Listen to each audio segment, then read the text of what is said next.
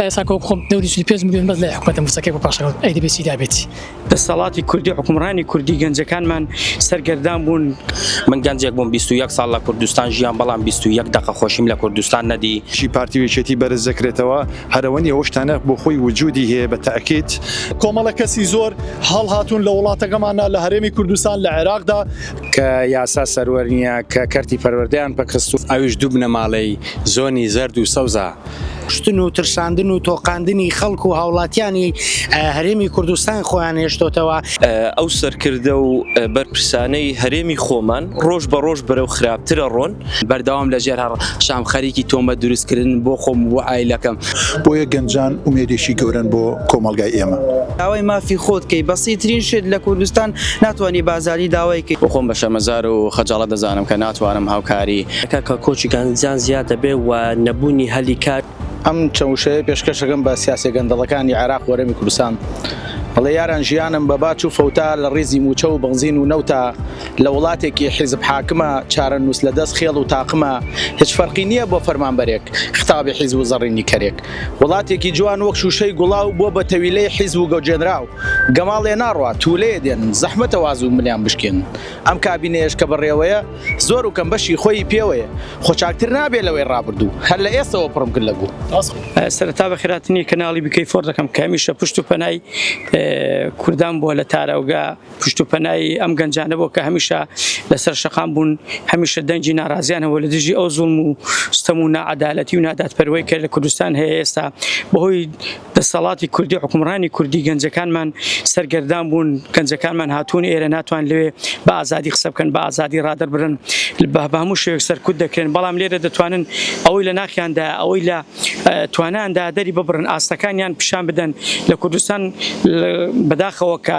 هەموو هیوا حەز و ئارەزەکانیان لە خەون دراوە بەهرەیەکی هەیە توانایەکی هەیە کە سەر بە دەسەڵات نەبێ ڕێگای پێ نادرێت کوڕە فەقیر هەمیشە پشتاو کراوە بەڵام لێرە هەر کوڕە فەقیرەکانن کە سوپاس بەخوای گەورە چەندی شادێ بەرزان هێناوە خەڵکمان هەیە لە ئەندازیاری لە فڕۆکەوانی کە خەڵکی کورد بن لێ سەرکوت کراون بەڵام لێرە شادێ بەرزیان بەدەستێناوە بۆیە جیاوازی زۆر گەورە هەیە لە ڕووی ژینگەیە و لە ڕووی دەسەڵاتەوە لە ڕووی ئازادی دەربڕینەوە لە ڕووی فکرەوە لە ڕووی کۆمەڵایەتیەوە بگرە کە ئینسان دەگاتە ئەم ئەوروپایە ڕاستە معاناتی ئەوروپا زۆرە بەڵام لەگەڵەوەیدا دەکات بە ئینسانێک بەڕاستی دەگەڵ هەڵوێستە کە هەڵوێستەکانت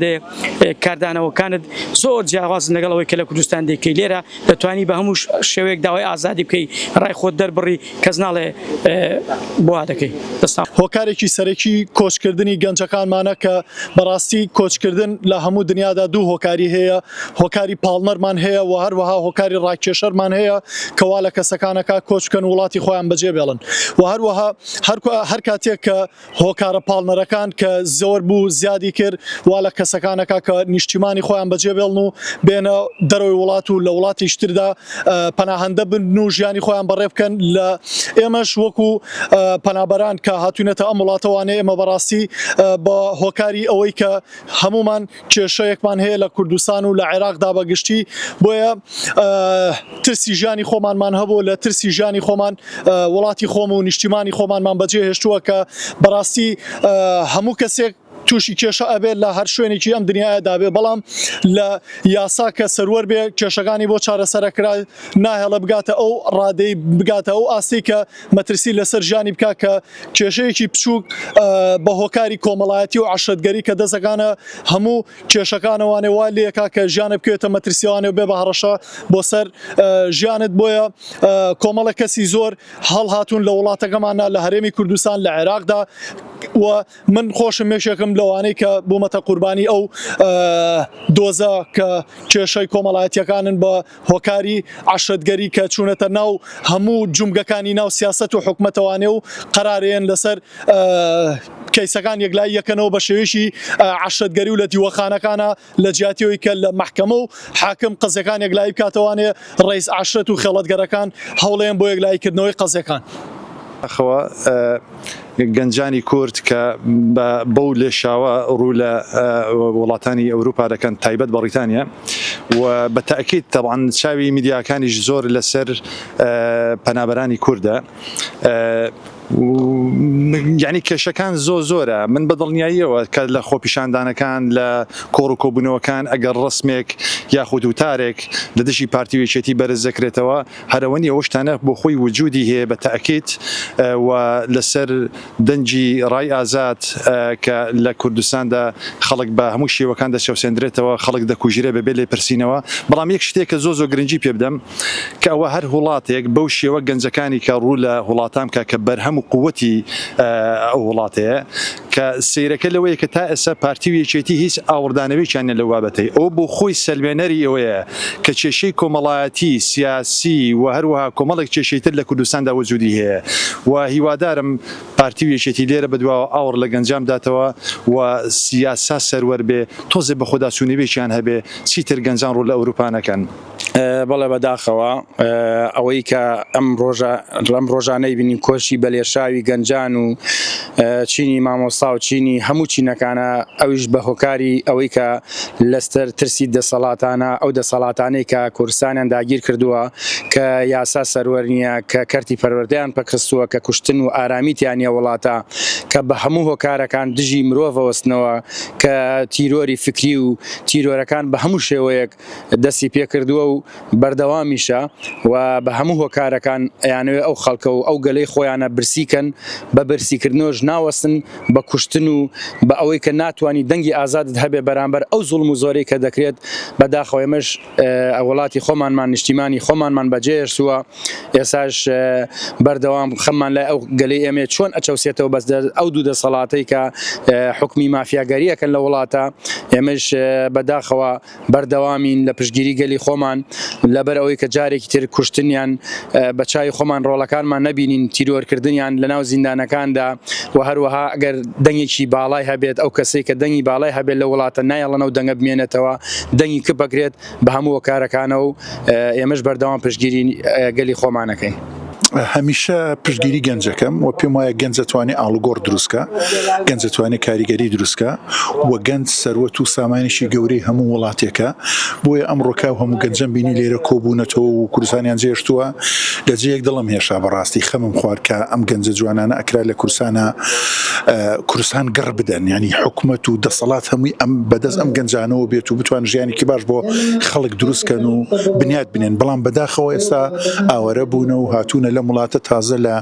سەرەتا و ژیان دەست پێکەنەوە بەڵام من لە قسەکانیشما باسشێکی باسی ئەوم کرد کە ئەم گەنجانە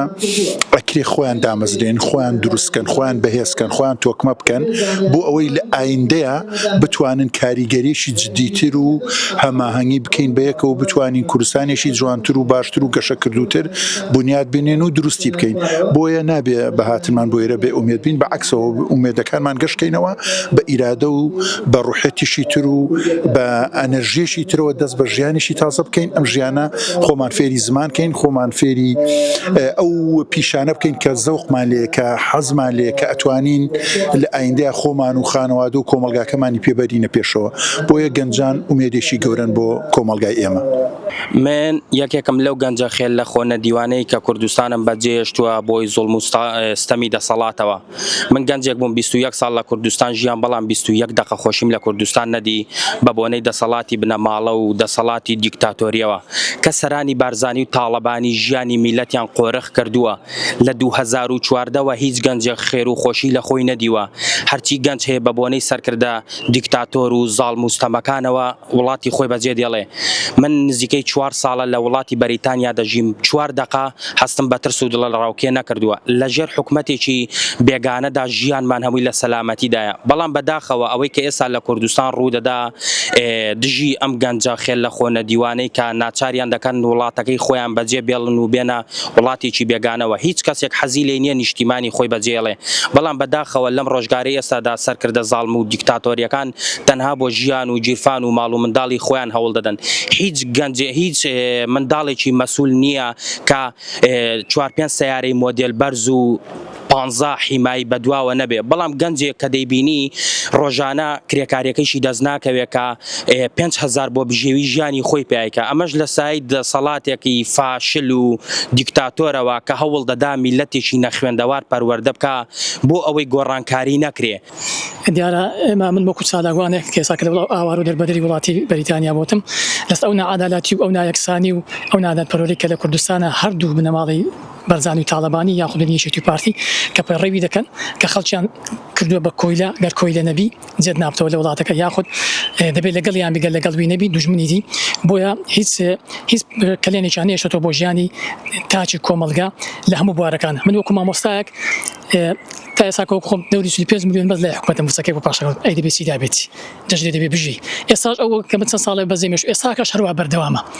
ئەو جادەدان بە خۆتان دابن دەبێت دام بە خۆداگرنتێک بێت کێچێک ژیانی نەبێ ژیانی معاشەتی نەبێت لە هەمان کاتیشدا ئێستاکە لە ئەوەندە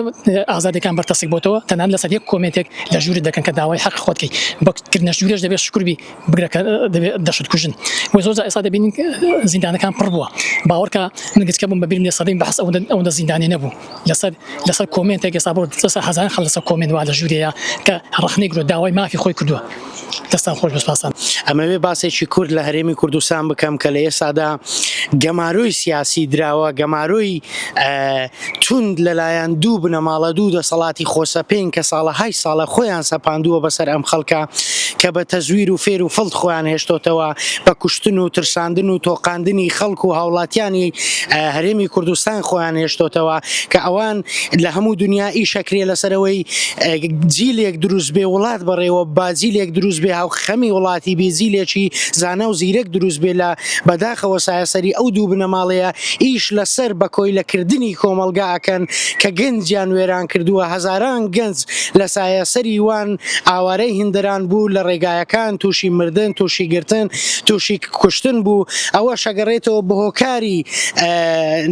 ناشەریفی و ناساڵعی ئەو دەسەڵاتەی کە ئێستا حکومڕانیەکە لە هەرێمی کوردستان کە ئازادی ڕادەربڕین تێیدا نیە کە خەڵک کەرامەتی تیا پارێزراو نیە کە ڕۆژانە ئەبینین ڕۆڵەکانمان لە بەرچاوی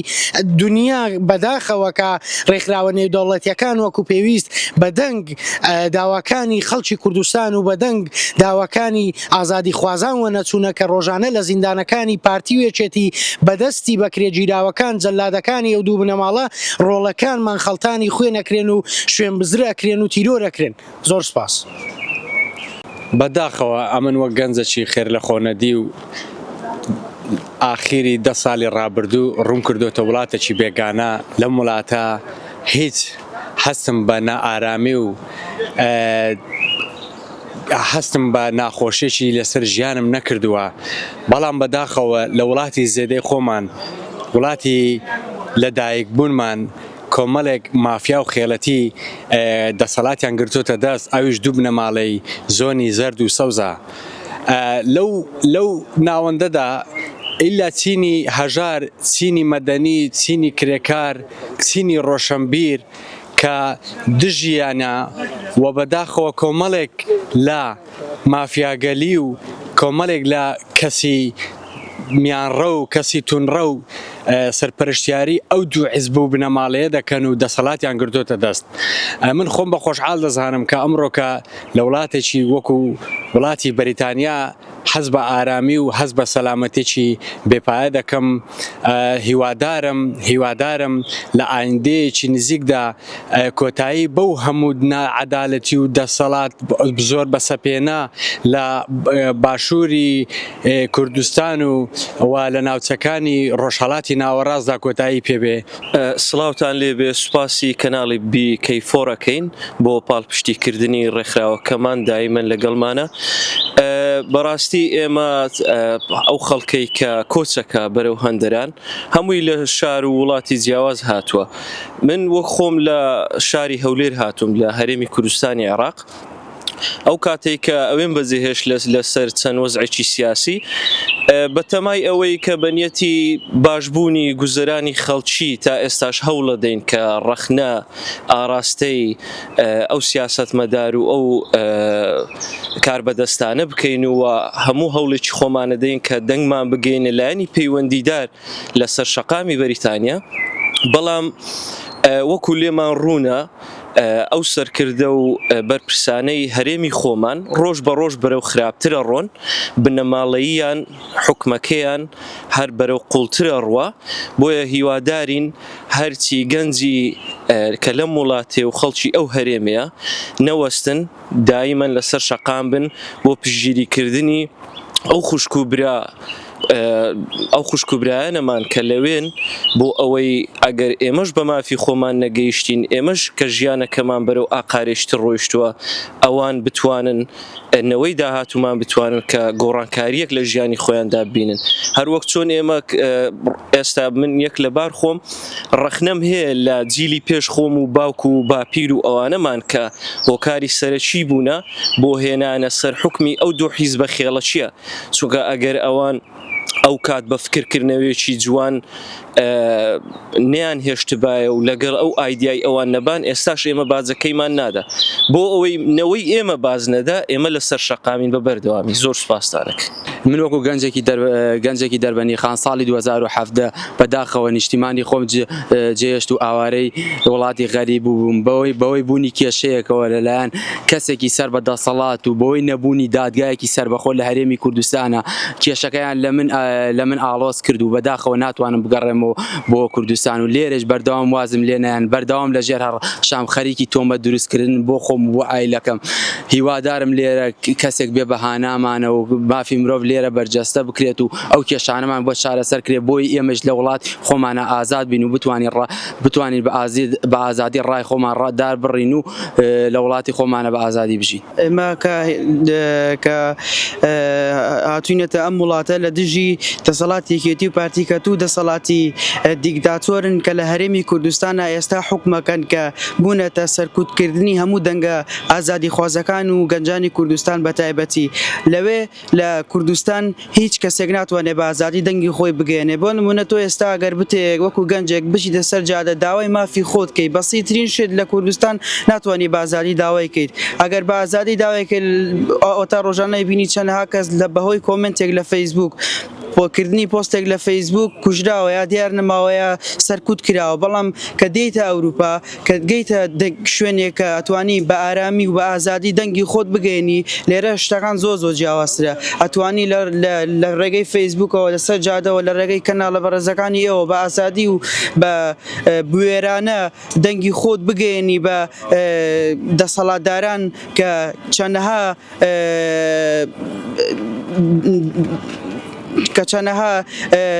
دەسەڵاتی خراپن لە هەرێمی کوردستان و ئەو دەسەڵاتە کە لە هەرێمی کوردستان نستا حکومەکان دوو دەسەڵاتی دیکتاتۆر و دوو دەسەڵاتی دیکتاتۆرن. من وەکو گەنجێک و لە ولاوی گەنجی کورد لە وڵاتی بەریتانیا بەشداریم کردو لە چەندین چالاکی سیاسی و مەدەنی و لە هەموو باربارە جاجەکاندا لە وڵاتەدا و خۆم بە شەرمەزار و خەجاڵەت دەزانم کە ناتوانم هاوکاری مادی و معنەی و هەر جۆرە یارمەتێکی لەو گەنج و هاوڵاتی وڵاتەکەم بکەم و کوردی بکەم لە وڵاتی خۆمدا بۆی نەبوونی یاسای سەروەر و هەروەها دادگای عەدالەت، چونکە گەنجەکانمان ڕۆژ لە دوای ڕۆژ لە بەرزگورد و بە خێزاندارەوە هەمیان ڕوو لە وڵاتی جیاجای ئەوروپا دەکەن، بۆ تەنها کەمێک دەستکەوتنی دڵخۆشیەک و ئارامیەک و هەروەها تۆزێک سیاسای سەروەر. بۆیە ئەمڕۆ لە بەرواری 16/6/2025 وەکو چالێکوانی ڕێگای ئازادی بەشداریمان کرد لە کۆڕ و سیمینارێکی باش و هێمن و لەسەرخۆدا کە باز لە چەندین بواری جاجا کرا لەسەر بابەتی گەنج.